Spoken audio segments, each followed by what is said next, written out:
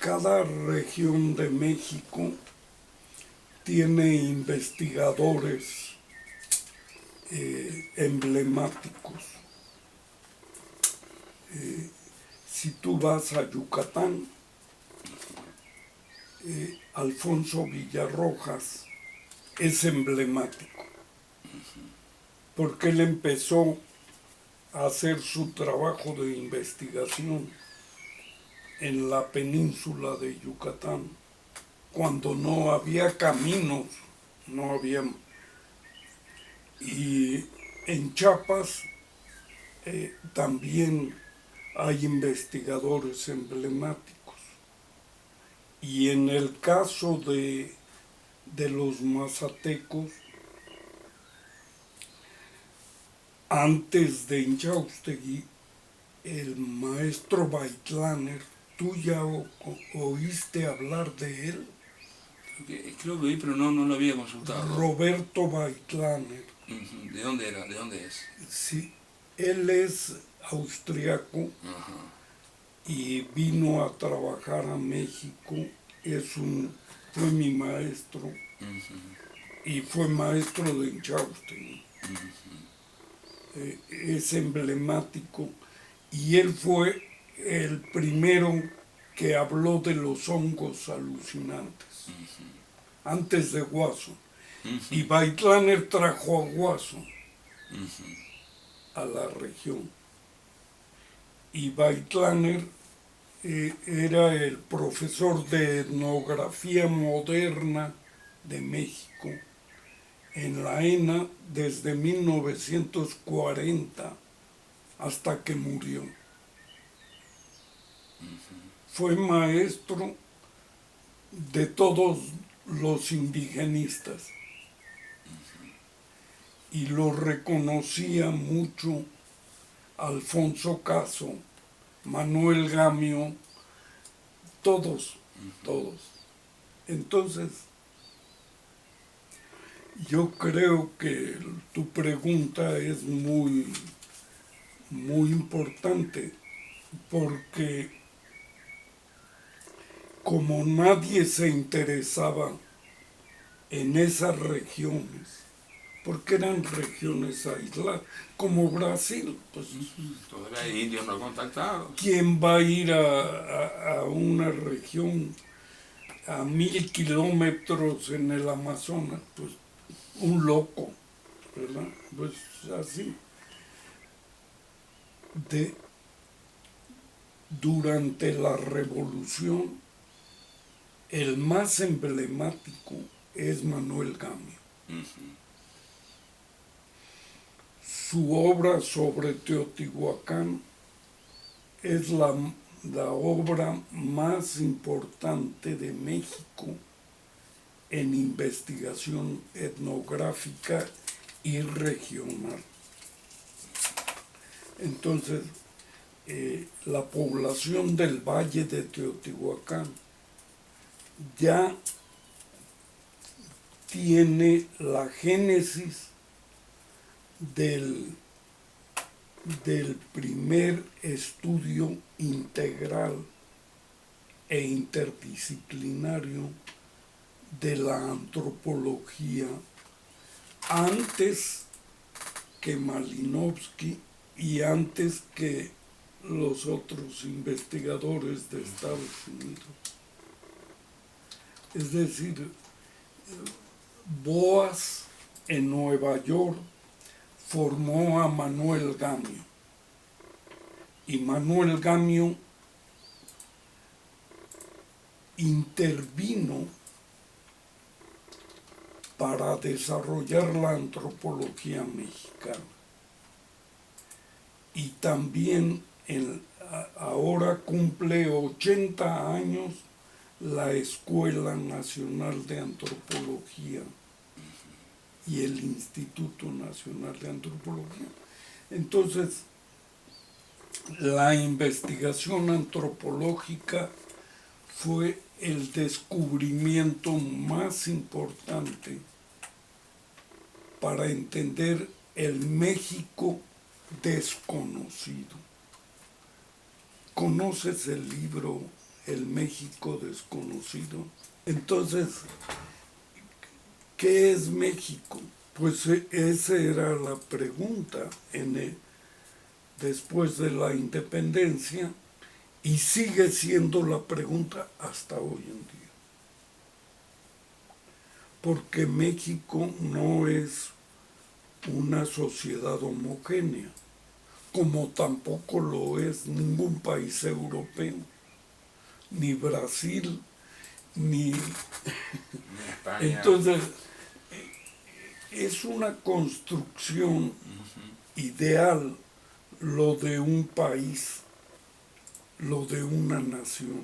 Entonces, en ese contexto es que entra el conocimiento etnográfico, y la etnografía se convierte en la herramienta más importante para entender la multiculturalidad de la humanidad. Y es la que ejercemos como etnólogos o antropólogos sociales, y intentamos eso. Y lo que la Escuela Nacional de Antropología deseaba era preparar los cuadros para entender el México desconocido. Y los promotores más importantes son Miguel Otón de Mendizábal,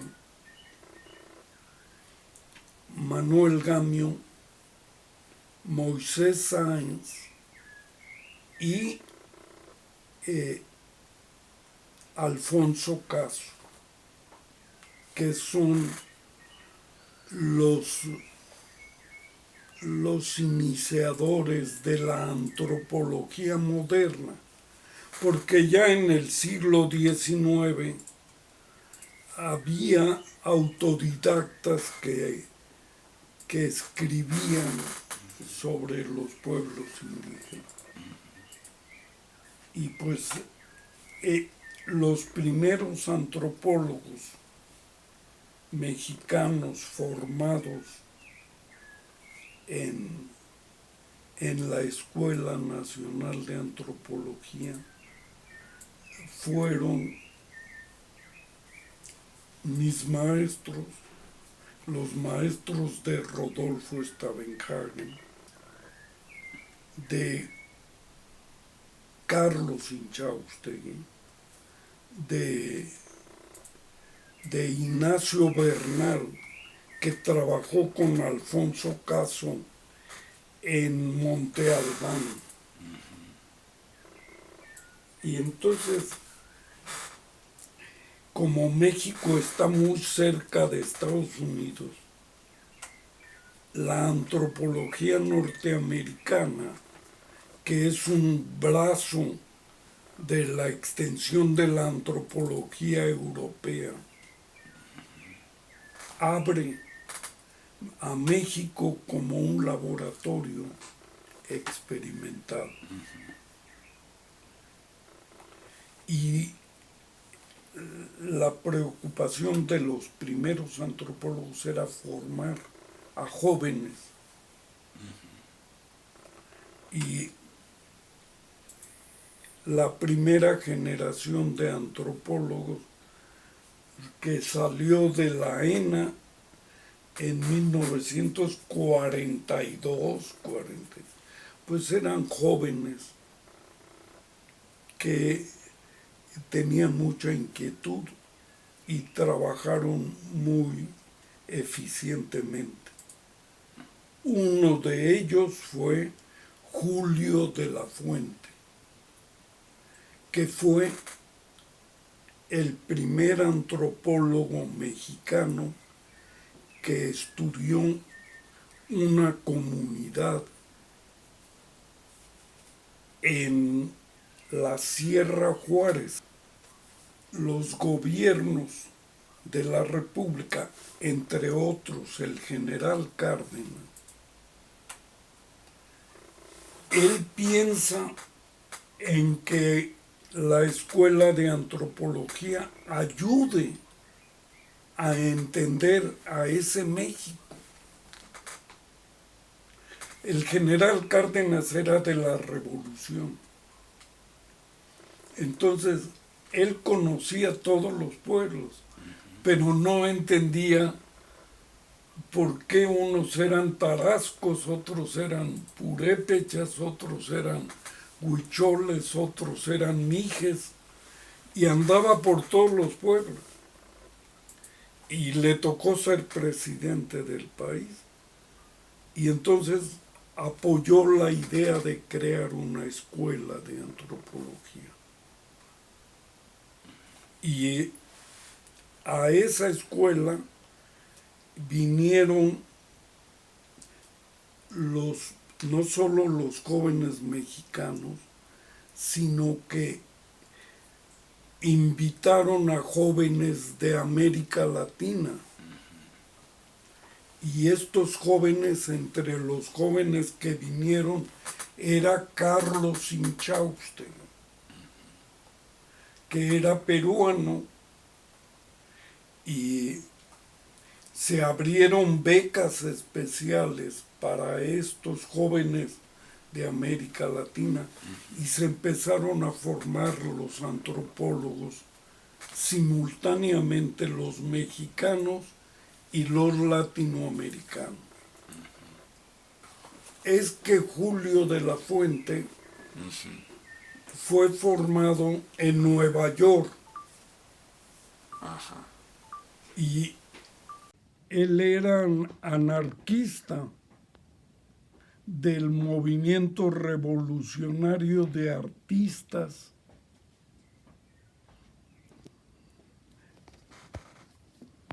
Esta es su monografía.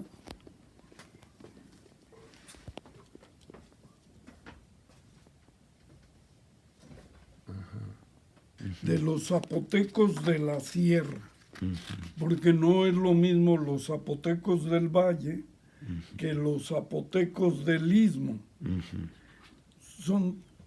Entonces Julio se va a un pueblo y hace esta monografía, hace etnografía pura, igual que Carl Lumholtz.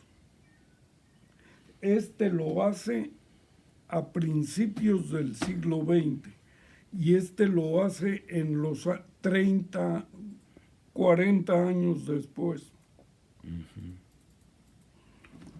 Entonces Julio de la Fuente es muy amigo de Alfonso Caso, pero no comparten la misma ideología. Julio era artista y fue mi maestro. ¿Sí? Entonces, él de joven se fue a Nueva York y era el movimiento contra el capitalismo, lo mismo que ahora. Y él ponía bombas en los bancos de Nueva York. Y cuando ponía una de las bombas le estalló en las manos y dejó de ser pintor, grabador, y se convirtió en etnólogo. Y él es el maestro de todos nosotros. Y Julio es un hombre pragmático, no solo teórico, sino aplicado. Y hace antropología aplicada. Y lo conocen en Estados Unidos los más importantes antropólogos. Y Julio de la Fuente también ayuda a Gonzalo Aguirre Beltrán. Entonces, Manuel Gamio conoce a Julio y y Otón de Mendizábal, que era un comunista, también antropólogo, conoce a Julio de la Fuente. Entonces Julio de la Fuente se va convirtiendo en un ícono de la antropología mexicana. Su libro, Alfonso Caso le dice a Julio de la Fuente: mira, el señor Malinowski va a venir a México y quiere hacer una investigación en Oaxaca. Tú vas a ayudarle, van a hacer la investigación juntos. Y este es su libro.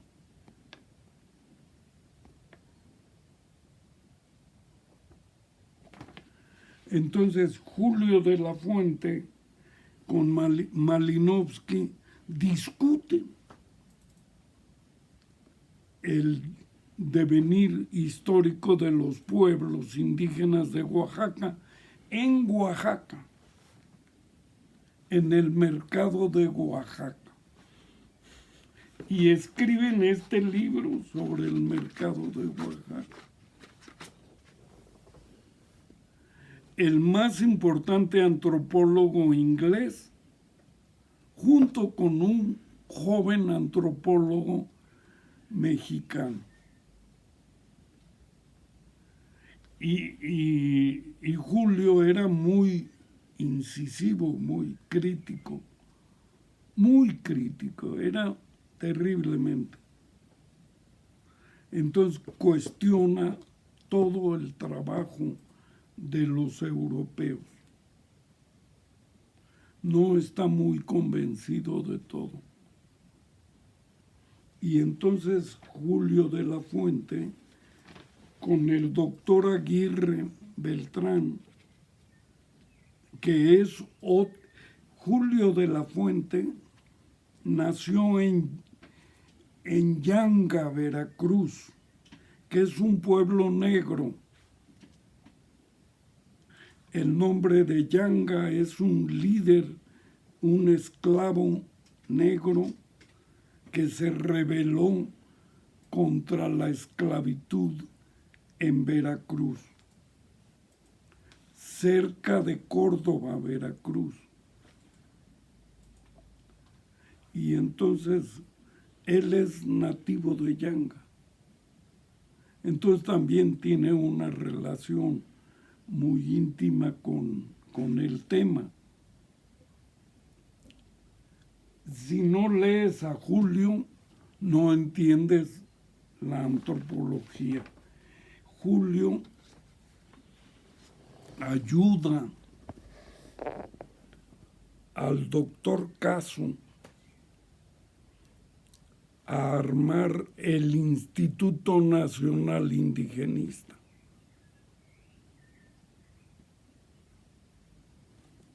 Y Aguirre Beltrán, son los tres.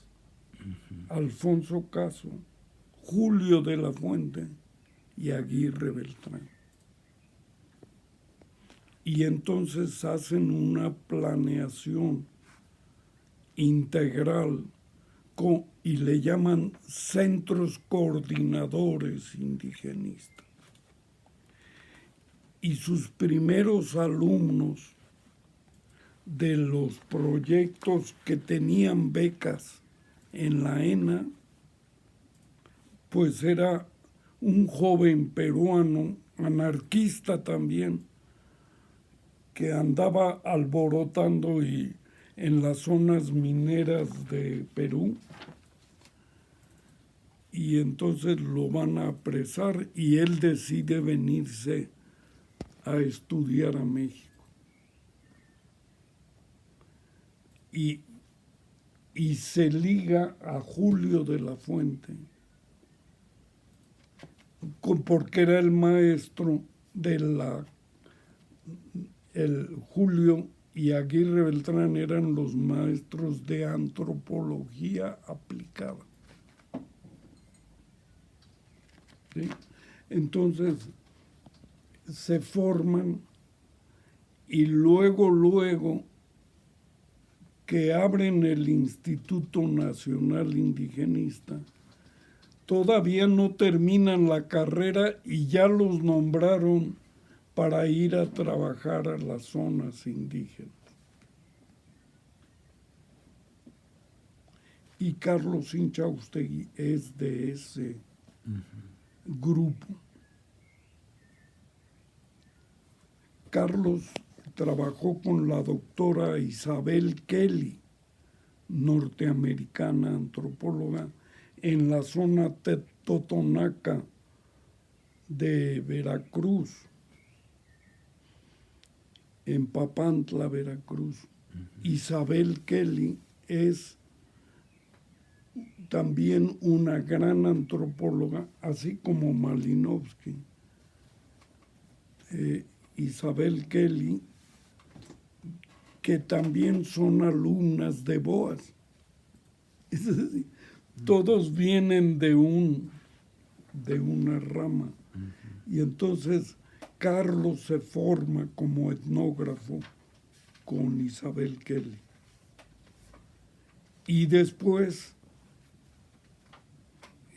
cuando él está estudiando antropología, pues él se enamora de una chava, compañera antropóloga, de la aristocracia mexicana, que abandona totalmente la aristocracia y se vuelve una anarquista.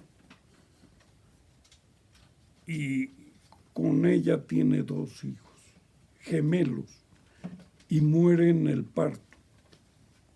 Y ese es el drama de Carlos Inchaustegui. En toda su vida va a ser la memoria de eso. Y el Julio de la Fuente lo manda a Tlaxiaco primero a vender maíz en el mercado, ¿sí? Para controlar el precio.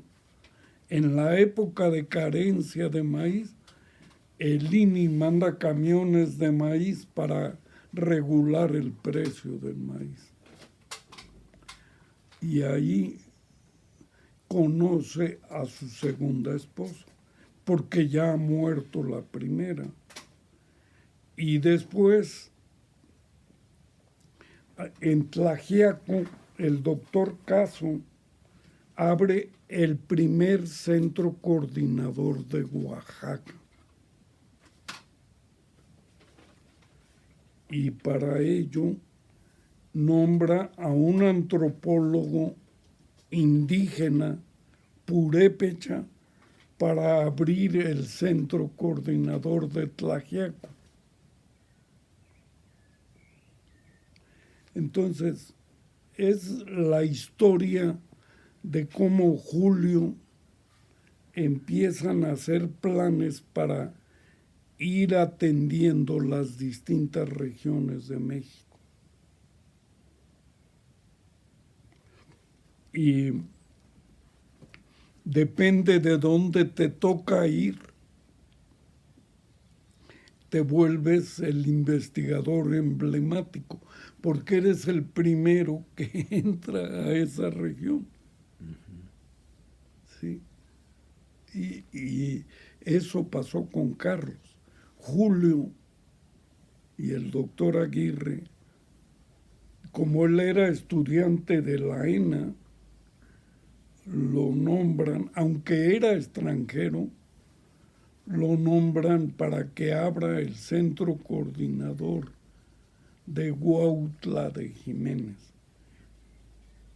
porque ya se había abierto el de la zona baja. Entonces, son los 2 primeros centros coordinadores que abre el INI en Oaxaca.